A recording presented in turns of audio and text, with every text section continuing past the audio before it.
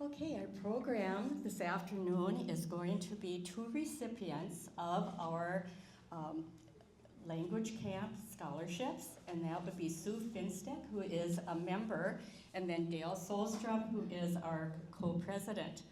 And they went for a week in October, and what they're going to do is present some highlights from their week. So I'd like to welcome you.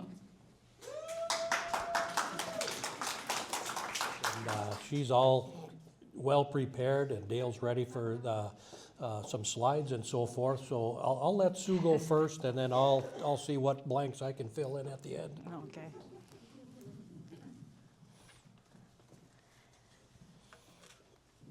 Well, I do have a few slides, and I have notes in case the slides don't work, so we won't be totally out to lunch here. But so it was last year, October 20th to 26th. There were 22 participants at the camp that we were at, 15 women, 7 men, just in case you want to know what that ratio was.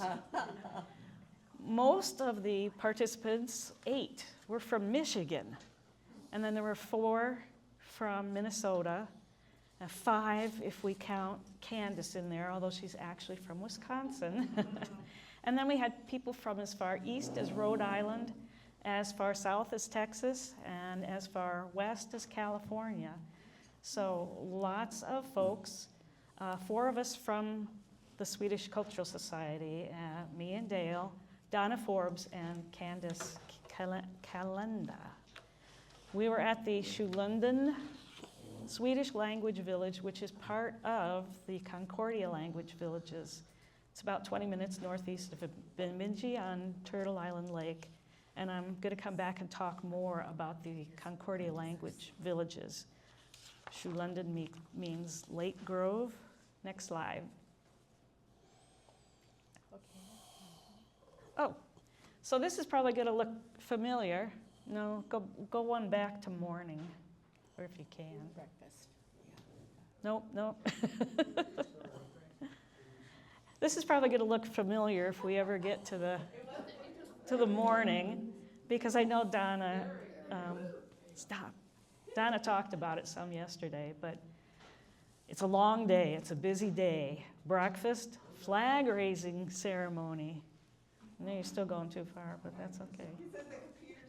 I'm not touching. Oh, it's just doing it. Okay, well, never mind. Then after the flag raising ceremony, you break into small groups, and you kind of assess yourself when you go to apply. Are you a total beginner, intermediate, advanced? I think I will always qualify myself as a beginner because I'm a beginner. And then you're in these small groups, I think 4 times a day, maybe, for an hour or so.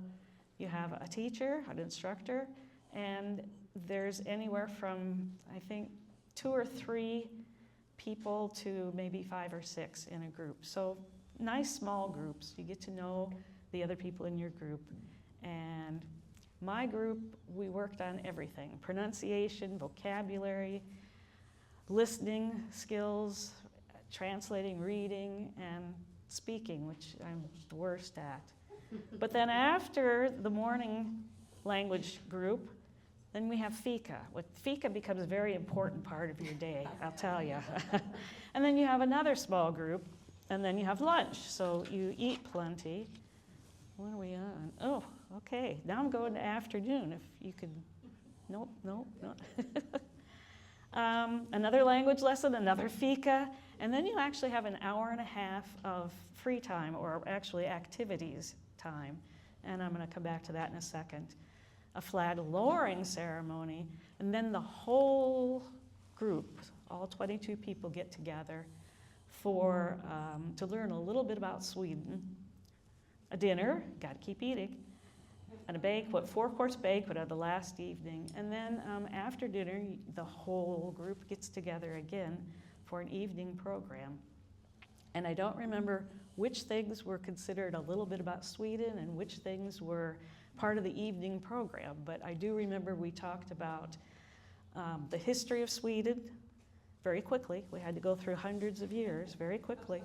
the Swedish royal family, Swedish artists, and the Sami people. We did some small group activities and watched some short films, and it was all great.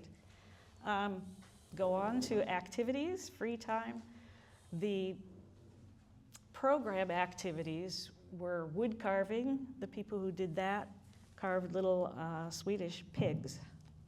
And there's a whole separate cottage for weaving. So if you wanted to learn more about weaving, there is a wonderful Swedish library in another building too. It has books from kids, what do you call those hard books? Yeah, little kids' books, picture books. Picture books, we'll leave it at that. Board books, that's the word I was looking for.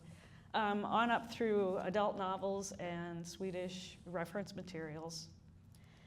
What I didn't know until like the next to last day is that there were also a couple of computers in there that got pretty good internet, I guess, because I didn't get such great internet with my phone while we were there.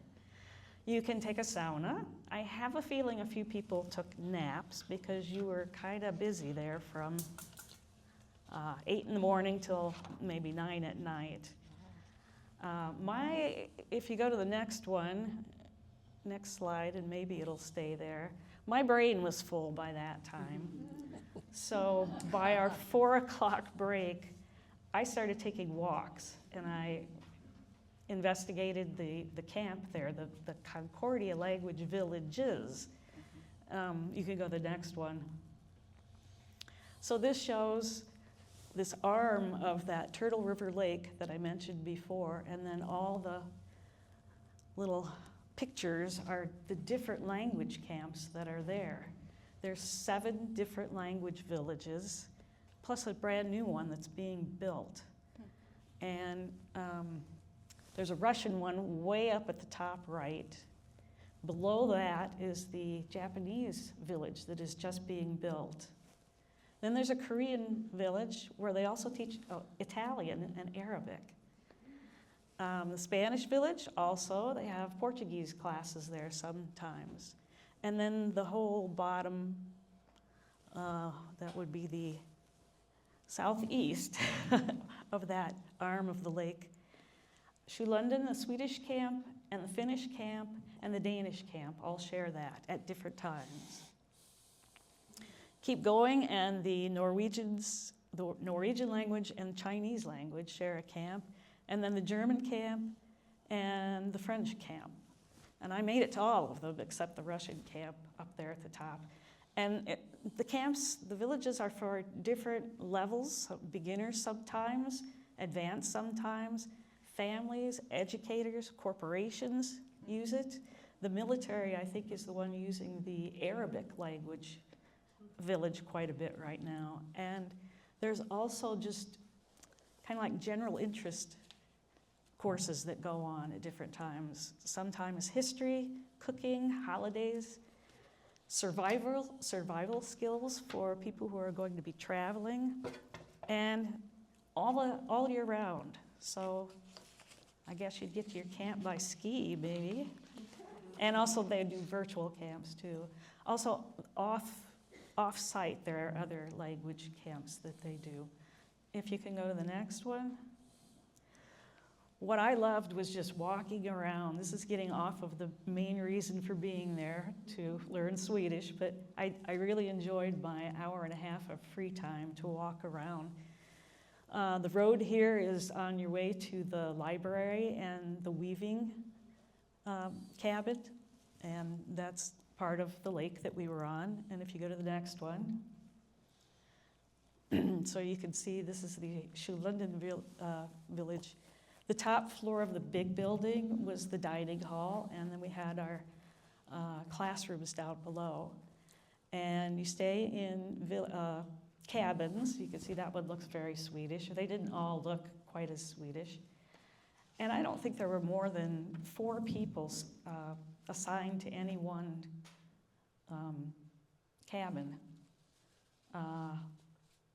I think there were as few as 2 people in some of the cabins, so it was really spread out. I know one person was telling me that there were only 3 people in her cabin, and in the bathroom area there were 3 toilet stalls, 3 shower stalls, and 3 sinks. So everybody just picked one, and they had it for the whole week. That's pretty darn nice.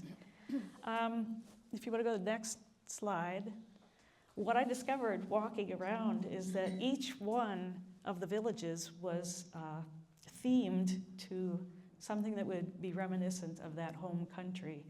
So the Spanish village was sort of a hacienda style.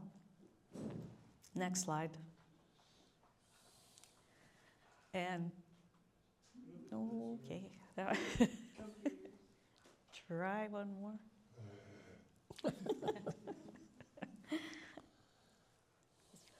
Did you see that? Did you get to walk around and see the different? Okay, well, I'll talk about whichever one you can get to.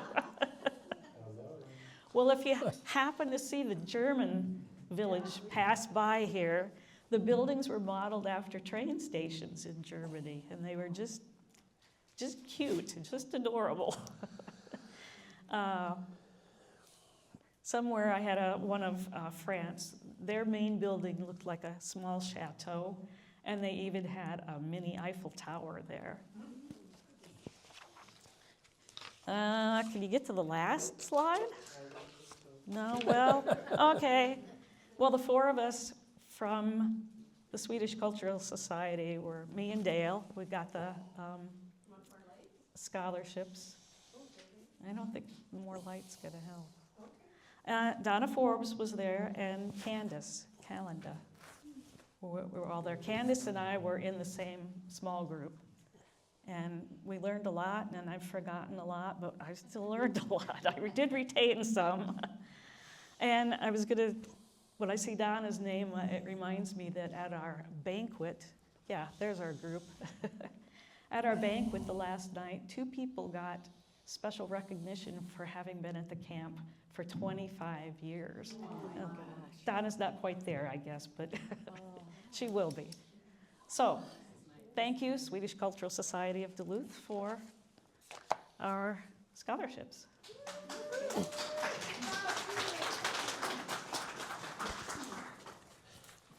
Well, thank you, Sue. You want lights on up there, Dale? Yeah, if you'd like. I don't have any slides. First of all, I'd like to thank the Swedish Cultural Society for sending me, and I'm sure Sue feels the same, for granting us a scholarship to go there. That $500 really helps out. That was very, very kind of the Swedish Cultural Society, and I think it's pretty, it's a wonderful thing to keep going for our group. First of all, when we got there, the first project was to get a name. You don't have your regular American name, and first of all, my dad called me Oli when I was a kid. That was his great uncle, and then they said, well, it's not Oli, it'd be Ulla. It's like, well, okay, well, I don't want to be Ulla, so I said, how about Einar? He said, well, it's Einar. It's like, okay, well, my middle name is Einar, and I always knew all my life it was Einar, but I guess I'm Einar for the week. So, and everybody wore a name tag, and so this was the main name tag that I made. I think last year when they gave a presentation, they talked about the food, and they called it, well, it's like food camp. And you get up in the morning. If you want to get there earlier, before 8 o'clock, you can go, and there's coffee and whatever, and breakfast is a whole smorgasbord every day. There's pancakes, and there's eggs, hard-boiled eggs or hard-cooked eggs, and meat, juice. It's a full meal, and then you take a break and do some schoolwork. And my group, there was 3 guys. We were the slow kids. We spent a week laughing. I mean, we had so much fun that the first day you got to know everybody, your other classmates, and we didn't get through we didn't get through all of our all of our stories before it was fika time. And then we didn't hardly get through before lunchtime, and we were scolded because we had to get up, and we missed our time to get up and set up the kitchen, set up for lunch. But anyway, and lunchtime, again, all kinds of meals, and myself and I think at least 2 other people have celiac disease. They accommodated us. We missed out on a lot of really good treats, but they got to know who you were, and I'd just go in the kitchen and, what have you got for me? How about ice cream? Okay. How much you want? Fill me a bowl. And then back to class again, and again activities. I participated and carved the grease. So this was a couple afternoons, but there was so many things to do that I think this ended up taking like three periods to do. There were just so many activities. One night we had painting, and I won't bring my painting because I'm a very poor artist. But everybody was involved in painting, and we did some Swedish painting, and many people came out with some very, very nice pieces. I can't say enough about the staff. They were all excellent. They were all accommodating.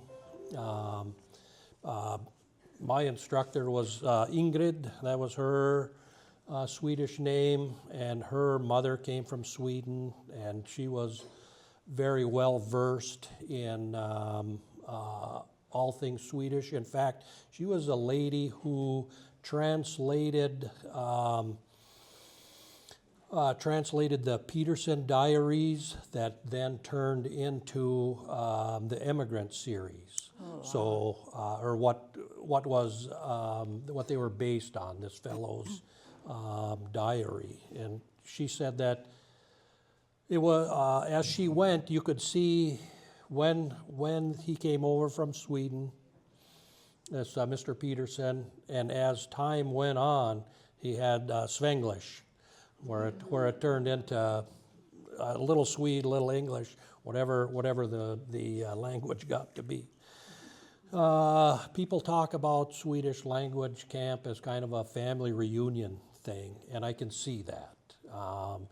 With the closeness of your class, eating together, you had a partner that you talk Swedish with, and we said a lot of things like, "Jag förstår svenska, inte så mycket." Some can laugh at that one, but anyway, people come year after year, and they get to know each other, and like Sue said, they're from all over the country, all over, and they all get together and they have a great week.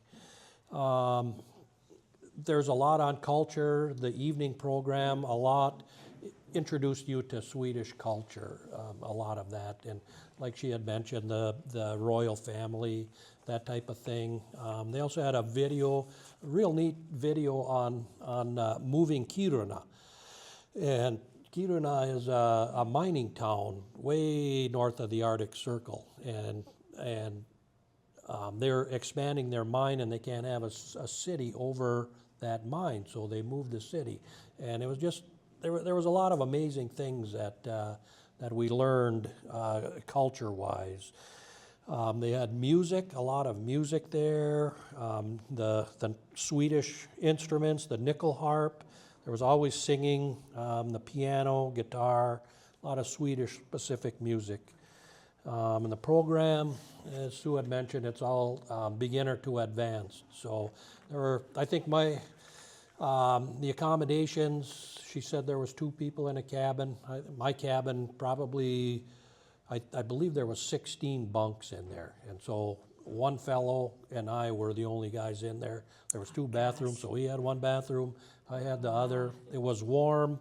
I was maybe a little concerned about the comfort of the bed, but I didn't have any problems with the bed. It was nice accommodations. It was private. As Sue mentioned, you were busy all day, every day, from the time you got up in the morning till the time you were done. And again, it was well into dark. The week, as she showed in that picture, it was fall, it was colorful, and it was warm. It was warm most nights, and they were beautiful. The sauna, they had 2 saunas. There's a couple of different pronunciations. Some people say sauna. Some people say sauna. So I joked that the sauna is an electric one and the sauna be a wood one. But they had one of each. They had an electric in the bottom floor of where we ate and where the classrooms were, and then a little hike down the road, and there was a real nice wood sauna right on the lake. And so here it was October, I suppose it was about the 24th, and we took sauna and jumped in the lake. I think Candace partook in that sauna, and I believe she jumped in the lake with us too. So it was great. That's what I've got. I appreciate the Swedish Cultural Society backing of us for sending us there. So And then do the tuck, tuck, tuck, tuck for Martin. I do tuck, tuck, tuck, tuck for Martin. Yeah, okay. The first and the last are the same. So we learned every night we had to thank our cooks. So inside your program that says special music, we were in the special class, special ed. So it's 4 tucks. Tuck, tuck, tuck, tuck for Martin, tuck, tuck, tuck, tuck for Martin. Den var väldigt good. So I'll run it through once, and I am no opera singer. Tuck, tuck, tuck, tuck for Martin. Tuck, tuck, tuck, tuck for Martin. Den var väldigt good. And the last one is the same. And we'll do it again. Tuck, tuck, tuck, tuck for Martin. Tuck, tuck, tuck, tuck for Martin. Den var väldigt good. Tuck for Martin.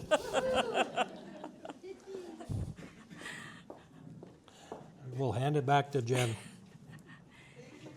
Thank you, Dale. Thank you, Sue.